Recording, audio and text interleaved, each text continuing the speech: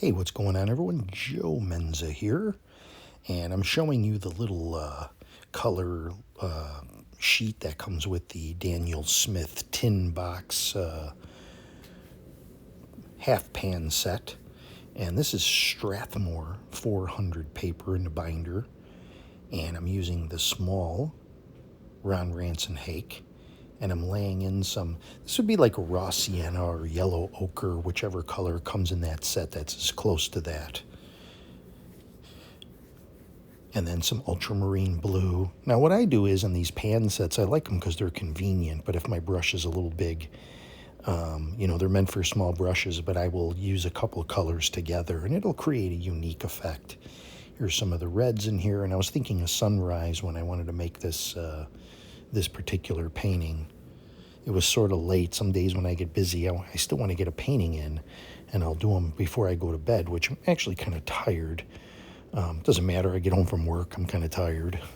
I'm like tired all the time, especially when it's winter and it's cold out. But it's starting to warm up a little bit. So I just dabbed off a little bit of paint just to create some light areas there. And I'm thinking a little bit of a river, or, sometimes people see paths where I see rivers. Doesn't really matter. There's a little frame just to kind of get an idea of where it is. And try not, when I do these, when I keep them in the spiral binder, I try not to go edge to edge, too far, because then it messes up the paper underneath. But I like to keep them in the binder. It's kind of nice and not tear them out. It's almost like a giant sketchbook. So the small hake, or hake brush, as it's actually called, is good for, this is 9 by 12, 140-pound cold press. And here is some ultramarine blue. When I do a sunrise, because I look at them when I'm outside and I see, it's always kind of blue still up at the top. So I try to put the blue and then like an orangey yellow, kind of what you would think you would see for like a sunrise. Sort of like a burst of color. And then I'll do these sweeping strokes with the goat hair brush.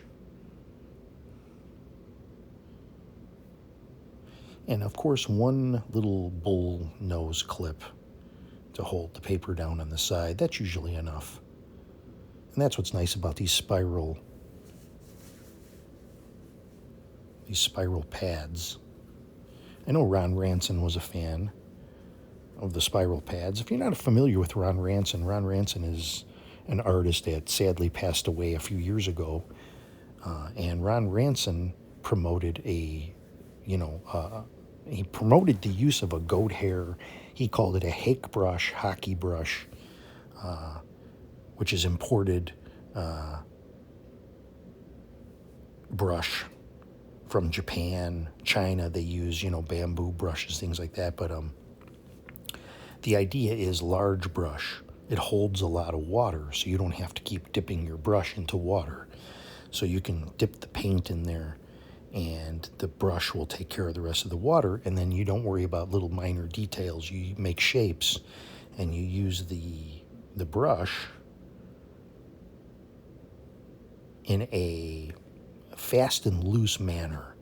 Now, I'm one of the admins over at the Ron Ranson group, Ron Ranson Disciples, over on Facebook. We'd love to have you come join us and share in with over 1,000 members. There's a couple of questions you got to answer before you come in, but you can share. It's a really great group, very helpful group if you want to learn this way of painting, or maybe you're just curious about the technique.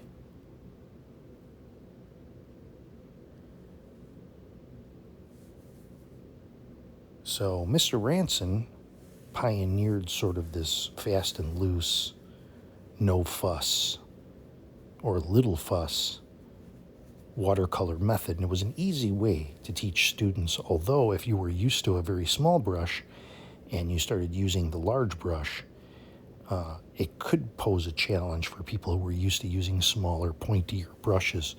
So when I started painting and I found this method, I decided to use the hake brush almost exclusively from the start for every painting, so I would really get used to it. So here I'm doing some foliage. I've used some of the greens. There's a few different greens, and there's actually some good greens on this Daniel Smith set. There's undersea green, which is like one of my favorites. They don't look like those garish greens that you see.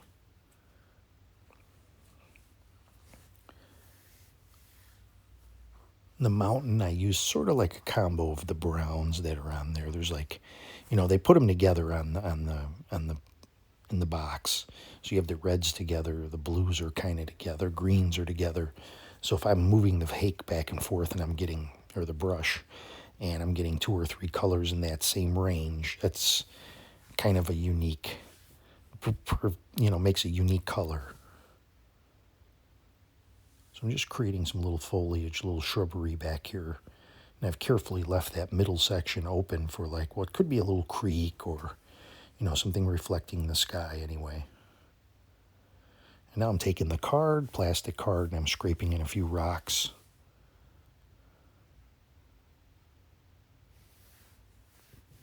Now I'm sure Ron Ranson didn't invent the use of the plastic card, but that's where I actually learned it from. The scraping of the card for rocks and things like that. And then I probably took it a little further than that, and I scraped trees as well, to scrape the bark on the trees, use them to make mountains. You can really get carried away with it. It's really kind of a trick, but so you don't want to overdo it. And here I've used it to make a couple little pine trees.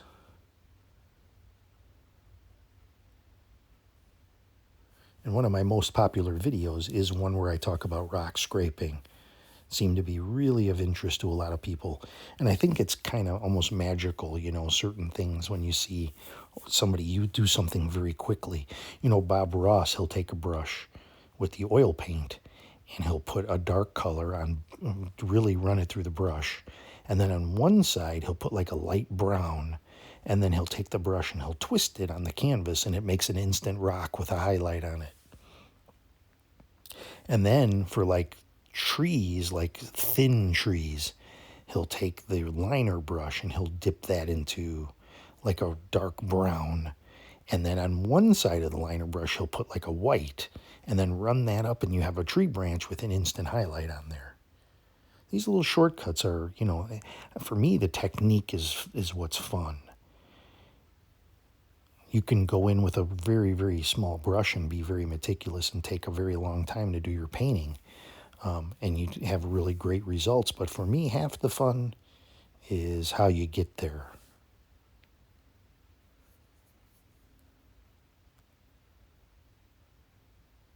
So here's just a little more foliage.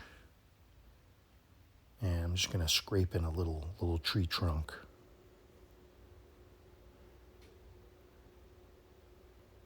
And then just a little stronger. So you can just scrape that in, touch up a little bit so it's not too obvious.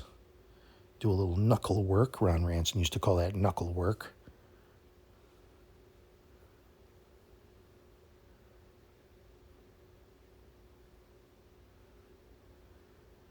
Scrape in a few blades of grass. And of course, Bob Ross does that as well on his canvas paintings. He will take the end of a palette knife and scrape.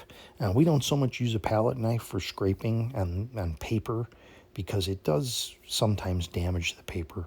So that's why we use a plastic card. And then here comes the rigger brush or liner brush.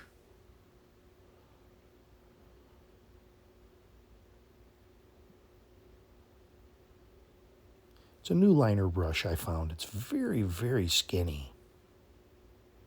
And I've also taken to using a sword liner brush lately, which is fatter at the bottom, and then it comes to a point. I'm going to scrape in a few more rocks here.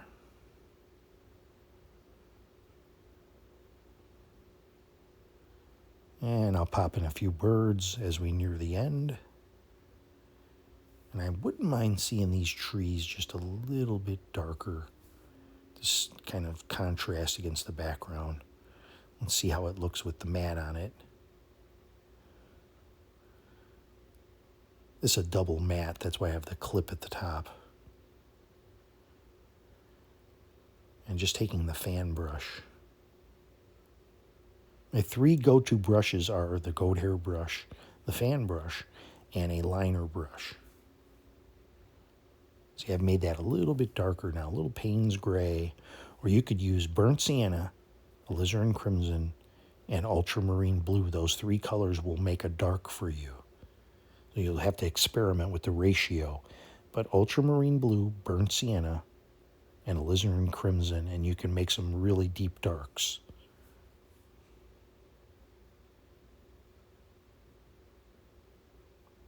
Okay, looking at this again with the mat, I think it looks pretty good. And there's some things back there you'll notice, just let them naturally be. You know, no painting is perfect, and sometimes through imperfection you create interest when people go to look at your painting. Just let those things happen, let those things be. Don't try to do too much. Oh, I have to fix this, I have to fix that. Because the only person that might be fixated on it is you. Although if that makes you happy, I would say to, figure out ways to fix things. It's a good learning process. So I'm going to zoom in a little bit here, and let's take a final look. Well, I thank you for watching, and I will see you on the next video.